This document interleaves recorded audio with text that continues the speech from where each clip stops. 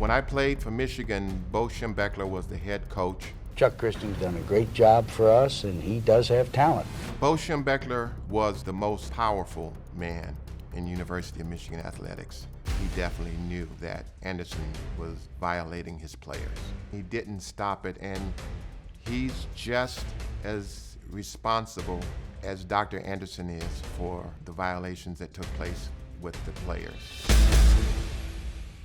Coach Bo Schembechler died in 2006. Now, his adopted son, Matt, claims his father knew exactly what Dr. Anderson was doing to his football players because Dr. Anderson abused him as well. Matt and his attorney, Nolan Erickson, are joining us virtually. Matt, Nolan, thank you both for being here. Thank you, Dr. Phil. Matt, why are you certain that your adoptive father, Bo, knew what was going on? Well, the first time I was to go to Dr. Anderson because he did his physical exams for no charge. That's why I went to him. He assaulted me, and I was only a kid. I was 10 years old, and I rode my Stingray home and told my mother that something was really wrong about this, and she was a nurse, an old school head nurse. And I told her what happened, and she said, this is wrong, son, and it shouldn't happen to you, and we're going to take care of it. So you spoke up right then. She said, when Bo gets home, you're going to tell him. And I did. And what did he say?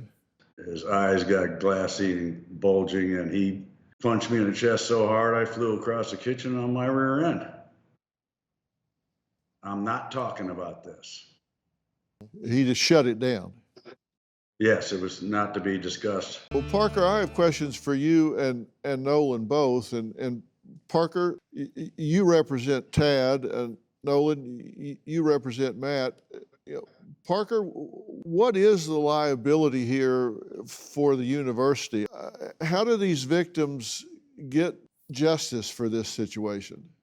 Yeah, the interesting thing is Dr. Anderson was a monster, a very, very sick person, and sexually abused and raped thousands of individuals. One of the most disgusting things, though, is the institution, the University of Michigan, that protected Anderson, enabled him, and consistently fed him very vulnerable young individuals for 37 years.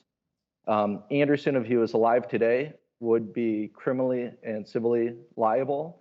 But the University of Michigan, through its employees, whether it's vice presidents, athletic coaches, trainers, and whatnot, who were responsible parties, had notice of Anderson's rape and abuse and failed to take appropriate action to protect their students. Are you entitled to discovery to see what they have in their records that put them on notice of this? So when this case broke about 2 years ago, the University of Michigan commissioned a law firm by the name of Wilmer-Hill to complete an independent investigation. And the Wilmer-Hill report, which is hundreds of pages, came to the conclusion after hundreds of interviews that numerous employees and agents of the University of Michigan knew of Dr. Anderson's conduct and failed to take appropriate action. Because we're in mediation right now, litigation is not ongoing. Ultimately, if that's the path that the case takes, certainly we'll be able to take depositions and discover additional documents to meet the elements or the burdens of a case. Well, that independent investigation obviously has to help. Now, the University of Michigan has issued a statement. Former President Schlichel, members of the Board of Regents, and many, many others on our campus have been listening intently to Mr. Vaughn and all Anderson survivors. We apologize for the pain they have suffered, and we continue to work towards their fair compensation through the ongoing confidential court-supervised mediation process. Now, I'm really curious about something. If they're really wanting to be accountable here, why not do this with full transparency? Why is this a confidential mediation process? Are you satisfied with what's going on at this point? I'm John? satisfied with the work that our attorneys are doing, but completely dissatisfied with the university, the Office of the President, and the Board of Regents.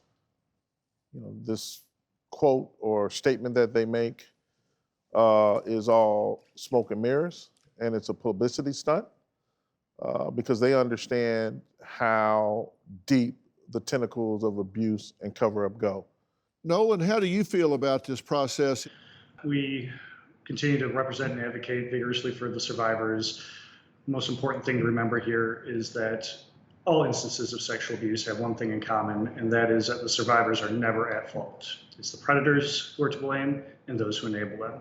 Trinae Gonzar is the sole reason that I gained courage to tell my story. She had known Larry Nassar longer than anyone else that had been victimized, and it was her victim impact statement that really turned the tide in his case. I choose to look you in the face and tell you that you hurt us. You hurt me. Larry, you did this to yourself, and you did this to us. Trinae is truly my hero.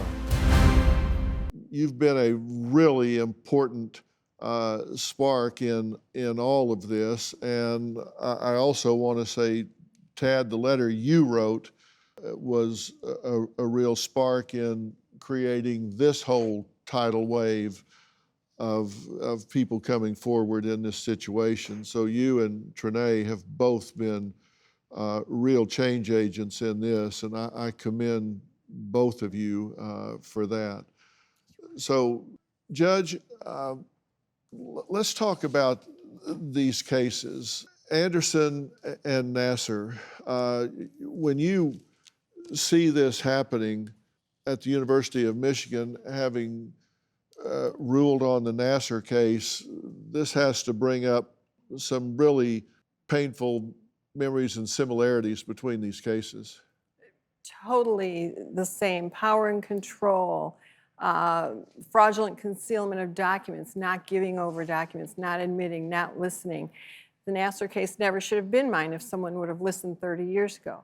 These gentlemen should have been spared if somebody would have listened 40 or 50 years ago. Everybody knew, and there were silent co-conspirators, bystanders, who enabled this to continue and continue again and again and not value children. The similarities of valuing money and the name and the medals over the safety of children cannot be ignored and must stop now. Let's just do the right thing and end this, because sexual assault happens to men and women, boys and girls, and they're all silenced. In the same way, here we have medical grooming and medical gaslighting. A trusted adult of authority is given license to abuse children who they know will remain silent. Wow. My words are to you, Larry. We both know I've known you basically all of my life. In fact, I've known you 31 of 37 years. I cannot believe what you have done to your family, our family. I don't know who you are now. Or maybe I never knew. Maybe none of us did. I had to make an extremely hard choice this week, Larry. I had to choose whether to continue supporting you through this or to support them, the girls. I choose them, Larry. I choose to love them and protect them. I choose to stop caring for you and supporting you. I choose to look you in the face and tell you that you hurt us. You hurt me. It's time for me to stand up for these little girls and not stand behind you anymore, Larry. Goodbye, Larry. May God bless your dark, broken soul. You guys have all seen this, and this had a profound effect, correct? Absolutely. How so? I wouldn't be here today. You wouldn't be here today without it. I wouldn't, because Anderson has already passed. And I used the passion and the transparency in Trinae's impact statement to find my voice, to speak past the grave to Bo Schembechler and Robert Anderson of how coming into my home with my sick mother, promising that you would protect me and help me transition into a man. You knew me so intimately like Trinae knew Nasser. And it was one of the top 5 most brave things I've ever seen live in my life. Trinae, were you aware that that impact statement would have such far-reaching implications when you made it? No, I actually only went public about 2 hours before I spoke. I was Jane Doe B43. And the Olympians there that day, that was a new thing. I thought at that time, okay, at least I can go public because my old teammates will see me, but the media will catch the Olympians speaking. But instead, because based on his reaction to me, he started being hysterical and getting through my impact statement. It was a conversation between he and I, and the whole world, it exploded. As a 17-year-old boy, I had no idea what sexual assault on a man was. When I heard about Larry Nassar and the gymnast, I realized what Dr. Anderson did to me was the exact same thing. It's rape. I have to speak up. We say no more! We say no more! I have to stand with John and Chuck and do things I don't want to do because I don't want another kid to be sexually assaulted ever again. Jon, you've been camping out, protesting in front of the university president, now ex-president, because of some other irregularities that he's alleged to have been involved in front of his residence for 100 days. Why? The tipping point was the Board of Regents met an in-person meeting in September, and there were more Anderson survivors there in person than had ever been collected. And one of the first things that the Board of Regents did at the beginning of that meeting is they gave the president a 3% raise. And at that point, I had finally met Chuck in person. Ted was there, and I made the decision because of my research that I'm gonna do something radical. I'm going to get our voices heard. So you've been out there marching up and down and with a sign that says, "Hail to the victims." Absolutely. But the most important sign, it just flashed on the screen. And we put that sign up at about midnight, 10 minutes after midnight. It was support survivors of sexual abuse. Right. And within 12 hours, the students on campus had filled up half that board. So we knew that at that point, this was so much larger than us. Mm-hmm. And I just felt like as a father, as a teammate, as a Michigan man, that we needed to do this. You've met the judge before today. Yes. How did you feel when you sat down and talked with Jon? I just thought, what a brave human being. All of these men are the shining example of young men who now will come forward. And I thought, damn, this is the moment of change for men and women. Rape is not a female problem, it's a human problem. And both men and women suffer it. And now we can partner together for change. I'm humbled by y'all's courage and willingness to come forward and give this a voice.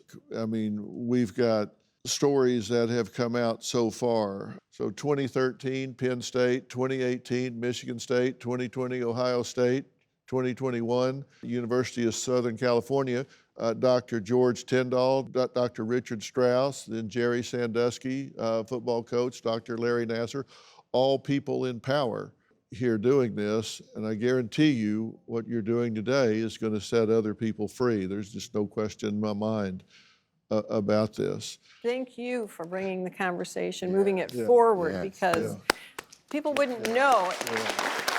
A college rocked by scandal. Dr. Anderson raped thousands. The fight against the university. You've been protesting. I'm going to get our voices heard. Late-breaking updates. There was a settlement. Well, I felt blindsided. New Dr. Phil. Check your local listings. Do you have a story or a question for me? Click the link in the description and tell me what in the world is going on.